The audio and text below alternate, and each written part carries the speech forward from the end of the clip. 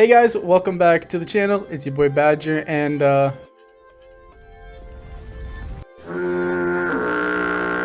yeah, it's only been a couple days since I've last uploaded. I'm not proud of it, alright? I've been busy with work and college and all that other stuff. But we're back, baby. We're back for one upload, and then I'll be gone for 3 years. Let's go! But jokes aside, this video did take me a long time just because of Beast from Beyond. The fact that you have to beat Beast from Beyond just to get to the Mephistopheles boss fight is absolutely horrible game decision making. I didn't even speak English there, but we're gonna move on from it, alright? The fact that I have to deal with cryptids just to get to the big demon guy, like, it's ridiculous. And then the fact that the big demon guy can one-shot me in like 4 attacks, it is unreal, alright? But you guys are gonna want to stick around for this video. We've got memes, we've got dreams, we've got lean green ninja teams, and we've got Easter egg completions, baby. I needed to unlock Willard Weiler. I've never unlocked him before, so I was like, I kind of want to play Infinite Warfare. Let me just record all the Easter eggs, and then I could honestly just make a video on it. Why not?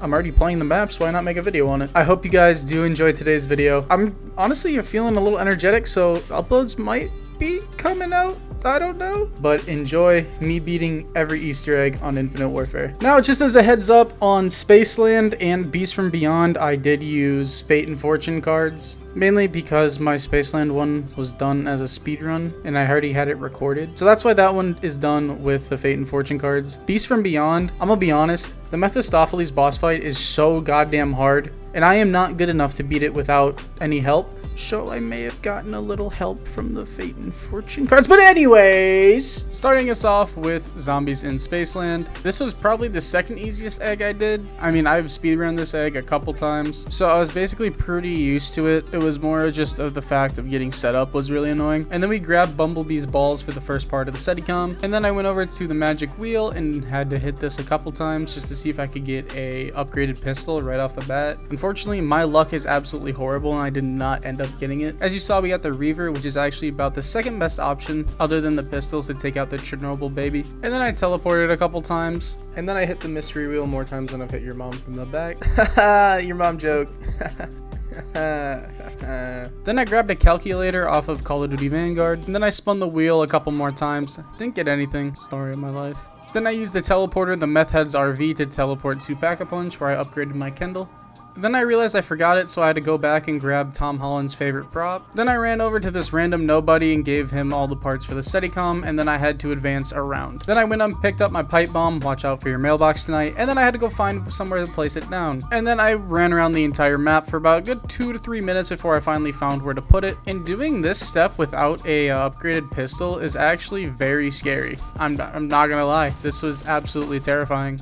A couple of the spots weren't too bad, but like once you get to the 90-second one, you start running out of ammo, so it's kind of rough. But this one wasn't too bad since it was only 60 seconds. So after it was done wiping out half the population like COVID, we moved on and we needed to advance another round. Next round, I found where to put it. It was right over the bridge. This spot is very easy when you have a pistol, but when you don't really have a pistol, it's not that easy, man. I felt like the Spartans holding the line in 300, dude. This was ridiculous. But once that was done, we moved on and had to advance another round. Now here's a little bit of some helpful information for you guys. The Steadicam location in the basement for the first Steadicam location has about a 30% chance of spawning there. The second Steadicam, it has a 50, and then for the final location, it will always be there if you have not had it, because it absolutely has to be in the basement at some point. This is so helpful just for like trying to find where they're all at, and it makes it way less annoying. And speaking of annoying, this spot sucks without a pistol, all right? As you can, like, look, I'm just spamming. I'm not even aiming. I'm just shooting. They just overflood you. It's absolutely insane. But we got it done.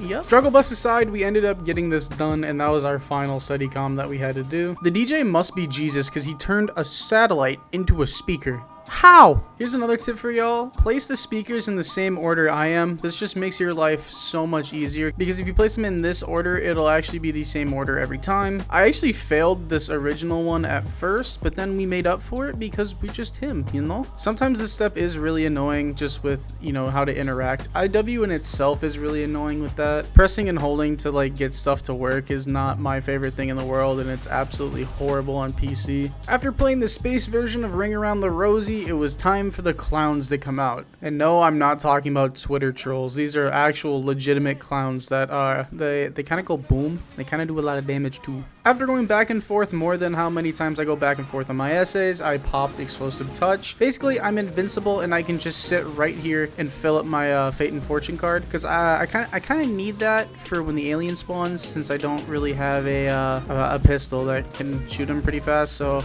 I just pulled that out so I could use the Reaver. Once your mom came out of the portal, I started lighting her up. If you use the Reaver with the Smart Shot scope, it actually just locks onto his chest, so you can just do a ton of damage on him like every single time, because you won't miss. It's literally having aimbot. IW had a really weird obsession with aimbot in this game. The Smart Shot locks onto targets. There's the UDM variants that turn it into a literal aimbot sniper. And then there was even one point in this game's life cycle that the Protus shotgun had aimbot and could one-shot people across the map. Hardcore was so unbelievably unplayable that day, it was actually ridiculous. But no matter how good you are, AI will always catch up to you, and here I almost go down. I pulled out the axe because I don't know, I panicked. Gas grenades low-key saved my life. Gas grenades, best grenades in this game. After putting a few more loads into the alien, he kind of went bye-bye. From here, I picked up his nuts, wasted way too much money at the wheel, and finally got a pistol. Now, this was honestly the most annoying part of the entire egg, is trying to get this goddamn UFO to go above the globe. It didn't want to at all. I'm not kidding. I had to shoot this circular wheel thingy more times than Trump has been indicted just to get this UFO to go down. It was nuts. But we finally did it, crashed into the mountain, and we were done with that. I actually lied. We have to pick up Soul Train, and then we have to pick up a talisman. But that is Spaceland done. Our next map is an LSD trip. I'm really excited. Alrighty, now here on Rave in the Redwoods. Woohoo! Moving along, buddy. Honestly, I'm gonna go out on a limb here and say Rave is definitely the easiest Easter egg. Like, honestly, I was thinking about putting Beast from Beyond as the easiest one, but then you got the Cryptid boss fight, which can be really challenging and really annoying and really stupid and really dumb,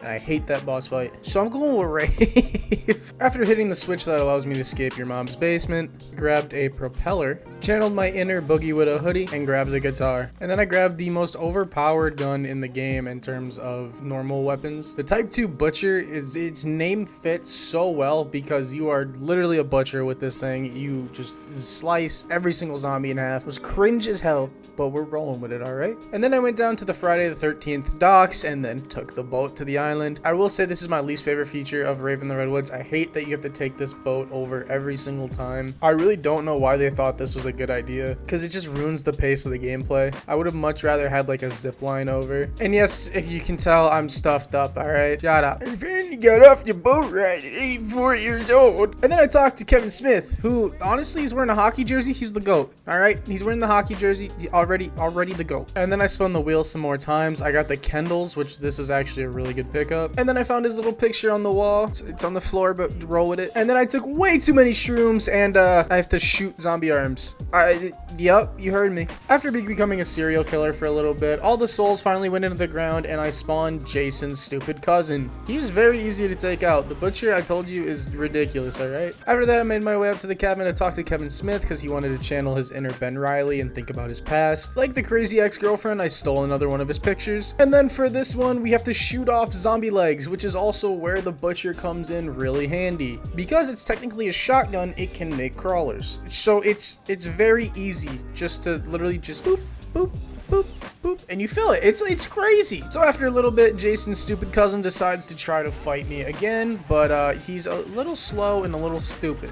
More entertaining gameplay! Woohoo! And then Kevin Smith wanted his picture back. He's kind of a clingy girlfriend, I'm not gonna hold you. And then because I'm on director's cut, I can actually get weapons out of the box. So that's what I did. I got the Whirlwind out of the box, which is one of the better bows. The Acid Rain would have been a little bit better, as it's, you know, more reliable than the Whirlwind. And then I also grabbed the Smiley because the Smiley is ridiculously OP in the boss fight. You'll see what I mean. After giving chronic headaches to a bunch of different zombies, he tried to run a fade with me again, and I don't know how many times I gotta tell him it's just not gonna work. And then like a US president in World War II, I hit the big red button. Then I made my way back over to the boat, and I actually had a friend in it this time. My boy Kevin is in the boat with me. It's insane. And then I'm not gonna lie, this entire scene is so funny. The way he falls over is just hilarious. Alrighty, boss fight time, and this is why the whirlwind is absolute garbage. Like, that should not have taken 2 shots just to get a couple zombies. Like, I should not be red screened here, but the whirlwind is just not good. After filling up both sides, I had to get him to step in a little portal thingy, and then this allows him to become shootable. We go out of Rave mode, and then we can actually shoot him, and this is where the smiley comes in handy, because anywhere you shoot on the body with the smiley, it will explode, so it gets every single like little thing you have to shoot on him. So it's just a little tidbit for y'all. After shooting him 8 or 9 times, he runs like a little baby to his mom. And yeah, he straight up just runs away. And then he toxic splooges literally everywhere over the entire like arena, and it's so toxic that it creates skeletons. They really out here trying to copy the Rising Drag. What a bunch of it. And then we have to fill up the orbs again and again, and then get him to step in a circle, and then shoot him a lot.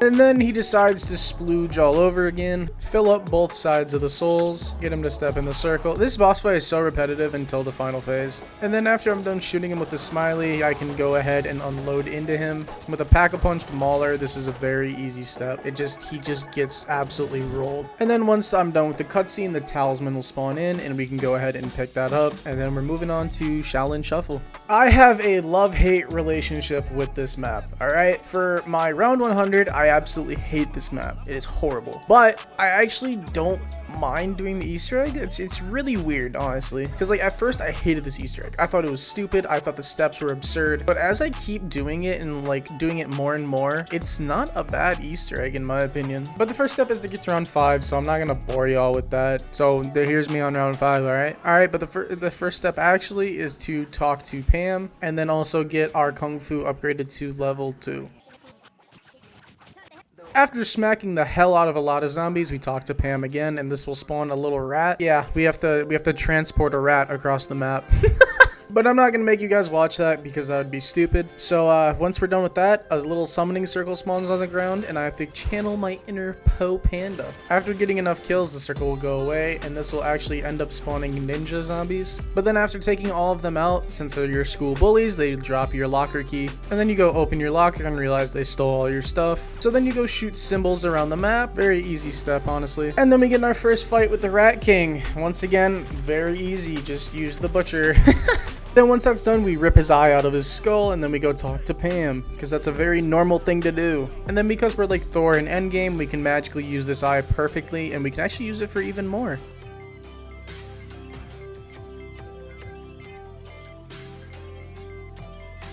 You guys memorize that code? Well, I got you. It's fine. You don't have to memorize it. I'm the one doing it. And because I'm rich, I Pack-a-Punched my Kendalls and my Type 2 Butcher. Placed the poster on the spotlight and bombed a poor person's house. Like, it just shoot into their window. Oh my god. Imagine you're just chilling in your living room and then... After killing a couple ninja zombies that spawn again, I have to spell out a word. My word was Inferno, so I spelled that out. I know, I can actually spell? What the? It's like stealing candy from a baby. Like, it's just so easy. And then we talk to Pam again. Oh, fuck! Why do they have to do that? They give you no warning! And then you just have to kill a couple zombies. You're chilling. Then I don't know what it's called, but you pick up this metal rod thingy that spins when you put it in the thingy. Because you know what I'm talking about, right? Right? And then we have to grenade another person's apartment. This will spawn a soul circle on the ground, and we have to do this, I think, 5 times total. We're not grenading a person's house 5 times. We're just filling up the circle 5 times. Should have clarified that. But once that's done, we move on to one of the worst steps, and honestly, it's actually just a horrible step. What you're doing is essentially transferring a disco ball from zombie to zombie in an area that has horrible collision. And if you kill a zombie outside of the disco floor, or if he's like there's no zombies around, the ball doesn't transfer. So it's just annoying. It's an annoying step. And then the Rat King tries to run a fade with me. I don't know why these bosses keep trying to run fades when they're just getting absolutely demolished. Then I felt a little silly and goofy, so I ripped his heart out. And then we talked to Pam one last time. And then it was boss fight time. But because I have the Butcher, the Rat King gets damaged fairly easily. There's this one step with the skull where you have to like protect it in the middle. I still don't know how this step works. Alright? It has been I don't even, wait, how long has it been? April 18th, 2017, and I still have no idea how this step works. And then this happened. Yeah, I took my first down. No idea what happened. But Pam is the GOAT and she revived me. But then somehow I completed this step. I genuinely have no idea how, because I didn't protect the zombies and I thought that's what you're supposed to do. But yeah, I got the max ammo, so we're chilling. The next challenge I did had me shooting the ceiling with the Kendalls. This is why I upgraded them, is because they are very good for this step, because since there are 2 of them, they explode, meaning you can hit multiple targets. But what was even smarter of me was using the ventilation trap. This means I don't have to worry about zombies for the most part, except for the couple that somehow slipped through, and I can just shoot the ceiling. Once I was done with my schizophrenic episode, I finished this step. They done spilled the ooze from the Teenage Mutant Ninja Turtles. Yeah, that happened. I'm washed, okay? I get it. But Pam's the GOAT, so she revived me one last time, and then it was time to absolutely unload into this son of a bitch. But then since we have the Type 2 Butcher, it's just not hard. Then we grab the soul key and the talisman. On to Krogzilla map! Alrighty, everyone buckle the hell in. There's a lot of stuff we gotta go over for this map, alright? Alright, first thing up, we gotta build the pounder. That's what I like calling it. It's the pounder. And then we grab a note card. And then I run over here, grab this little control box thingy. And then we replace it in the freezer. Who's a good boy? And then we picked up a hand out of the ground. And then we ground pound the ground. Yep, and then we look at a number. It could be your number if you stop playing. Give a handy to a troll under the bridge for a little part. Then we grab this guy's arm, and then we go under a car and grab another part. Throw a grenade at a tree because I really hate the environment. Give me your leg, bubba. Then I looked at a sign for a couple minutes, and then I had that might be my craziest stutter of all time, I'm not gonna lie. And because of the numbers on the board, I know exactly which numbers I need to input for the chemical step. And then I turned on power, then I activated a teleporter, and I forgot my bong on the couch, so I picked that up. And then I looked under this desk like a perverted teacher. And then here's a whole little trick. I'm gonna try to explain it the best as I can. Whatever your numbers are, so like mine was 35 for blue. If it is gonna be that, it'll be 1 under that, so it'd be 34, which nothing really multiplies into that. And then in my other number was 37, so it would be above that, it would be 38. Nothing really multiplies into that, so I know my number is going to be 36 and it's going to be red. And because I saw my number is 4 in the corner, I know my number is going to be 9. I hope that kind of explains what I did. I don't really know if it did. And I felt like doing some illegal activities, so I picked up a crowbar and smacked the shit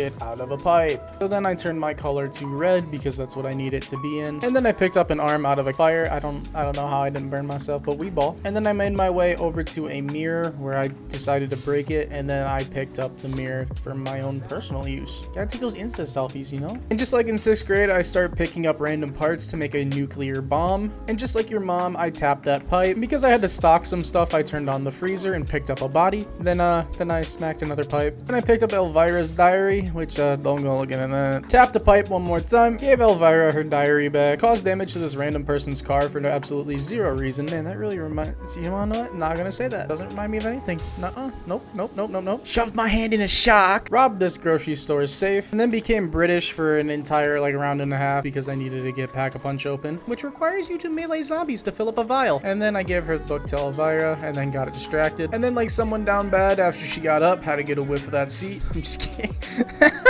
That's so gross. I can't believe those words just left my mouth. But I did have to pick up a mirror from her couch. And then she turned Pack-a-Punch on faster than BO3 turns on zombie YouTubers. So no head. And then it was a Krog round, so you can actually shoot these out of the air. Really easy with the UDM. And they don't give you a max ammo if you kill all of them in the air, but you don't really need one on these low rounds. So. And then the next step was to melee an army veteran and pick up his leg. And then we had to create a super soldier, so we put the mirror on the box, we put the note in the machine thingy, we put the guy on the bed, we put the mirror on the crate, and then we put the mirror on the like little nightstand. And then I had to input a code. My code was 53468. And then I started spamming F on everything because I still don't know exactly what you're supposed to hit. But then it says the machine, it goes pew pew pew pew pew. And then you create a human, and then you gotta do the same exact code but backwards and interact with the machine again. They done turned my boy into a key. And then I got the battery, which I needed to like basically confirm which chemical recipe I will be performing. I picked up racing fuel because that's a part I needed. defeated, and then we open Walter White's meth lab. Mr. White, we gotta make you a nuclear bomb, yo! Put racing fuel down, smacked a phone thing to get quarters. I dare y'all to try that in real life. It'll go perfectly fine. You know, no one's gonna question it, alright? And then I had to jug the cashier For a single penny! and then I had to grab 2 shots of vodka. Then I had to grab detergent because unlike y'all, I can actually do my laundry. I know some of y'all don't even do it. And then I grabbed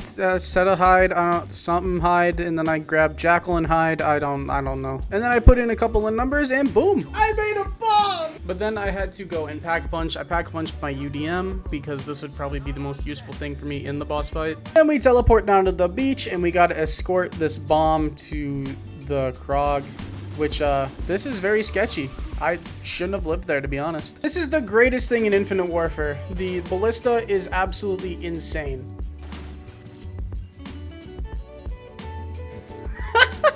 But then we played catch with a Krog. We kind of threw it, and he doesn't know how to play, so he didn't return it. So we gotta go get that back. And then we gotta shoot his radioactive thing. Get it? Because it's the name of the map. But this thing is so annoying to hit half the time because like it just straight up doesn't want to like have a hitbox 90% of the time. But after you hit it a couple times, you're chilling. Just like on Shaolin Shuffle, he's gonna spew out some lean green ninja team ooze stuff. After 3 different waves of him not like giving a shit about his body odor, he spawns a bunch of lasers that we kind of have to go under and dodge and weave. And then we go inside his belly where the bomb is, and then this is where the code from the safe actually comes in. So when you're actually in this area, you can't open up your tab bar, so you can't actually know what the code is unless you wrote it down or memorized it. So that's why that part's very dangerous. But then we finished it, we picked up the talisman, and onto the worst map of all time. I'm just kidding, it's not the worst map of all time, but it's definitely up there as the worst map. So, funny thing about Beast, I may have forgotten to hit record until I got to the escorting Neil step. Yeah, that's on me. To be fair, this Easter egg alone in Mephistopheles is the single reason why this video took like a month to get out. And if you didn't know, if you shock that little Neil face with the entangler and then shoot it with a gun, none of the doors will close. Don't know why that is, but that's just kind of how it rolls in this map. But, I mean, this Easter egg in itself is very short. At this point, it had only been 10 minutes and I'm damn near done with the egg. But like, I'm not gonna lie, this Easter egg's so boring. There's not much to even really talk about, so it's kind of a blessing that I didn't, because I don't want to just be like, kill cryptid, stand in circle, hit button, do machine. Like, that's the rundown of the Easter egg. But then we double pack the EBR bomber because this thing is so stupidly broken. First thing we do is kill 4 cryptic rhinos, which are very easy.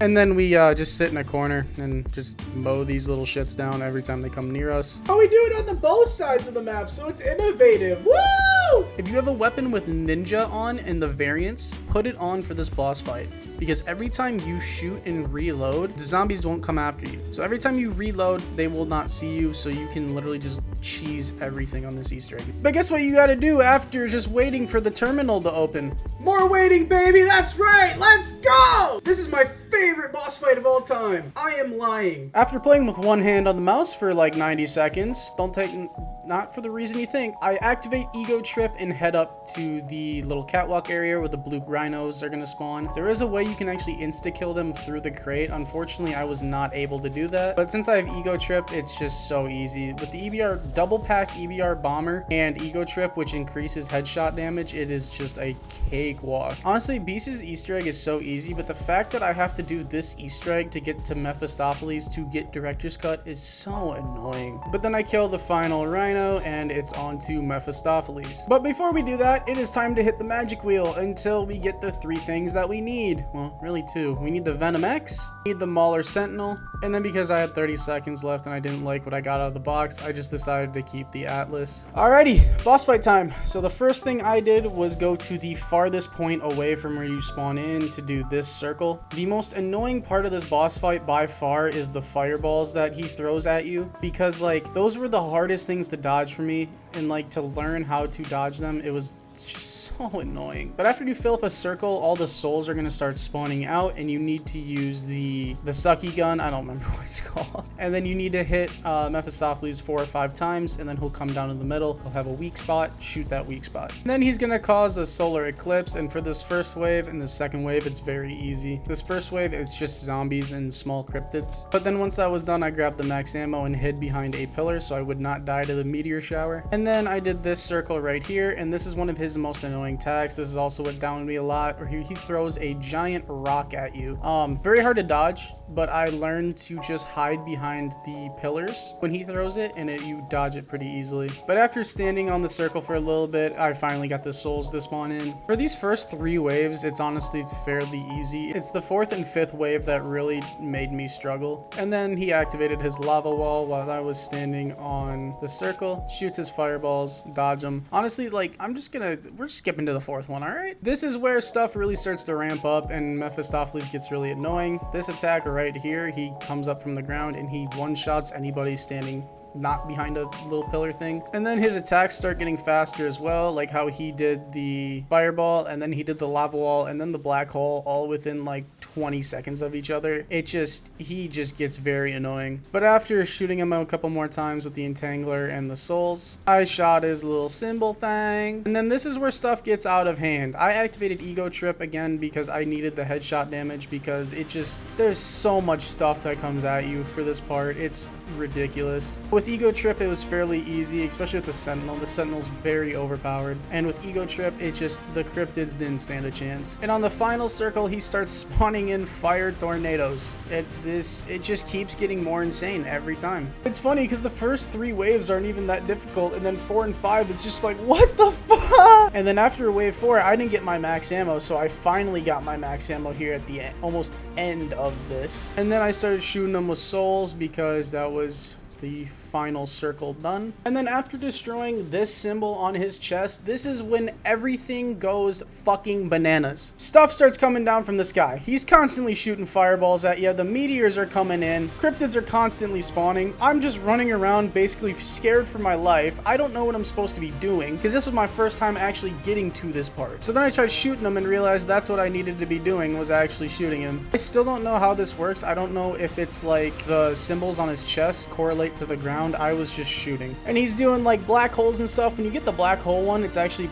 really easy because you can just unload into him when he's not even looking at you. And then all of these talismans and stuff were floating, so I decided to try going over to him, and it said activate, so I activated all of them. And then I almost die here to this black hole. This skeleton blocking me actually saved my life. But then after almost having a near-death experience, I deactivated all 5 of the talismans. And then all the talismans started sucking him, and then he teleported into the middle of the arena where I just unloaded the mauler into him. I don't know exactly what he was doing here, but I was scared, so I hid behind the pillar while still shooting him. And then nothing came out of that. He didn't do anything, so he kind of just collapsed on the ground, so I just kept shooting him. And then this is when I realized I beat him. Here's my reaction. Please turn your volume down if you have not already. I turned the volume down in Premiere as well. Yes!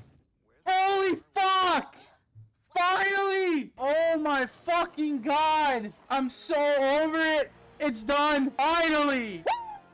This dumb video is over! Holy! Oh my god! Oh my god! I'm so done! So over it! Thank the fucking Lord! Oh my god! Oh. So yeah, I unlocked Willard Weiler. Everything is done. I finally beat IW in its entirety. I already had Director's Cut, but I did not have Willard Weiler. This was certainly a challenge. I had to delete probably 75 to 100, just because that's how many times I failed Mephistopheles. But it's over, done. I don't have to do it again, thank God. And if you guys did enjoy today's video and you want to see me do this on another game, maybe like World War II, I easily could do that. But that will do it for today's video. If you guys enjoyed, hit that subscribe button, hit the like, helps me out in the algorithm, and I will see you guys in the next one. Peace.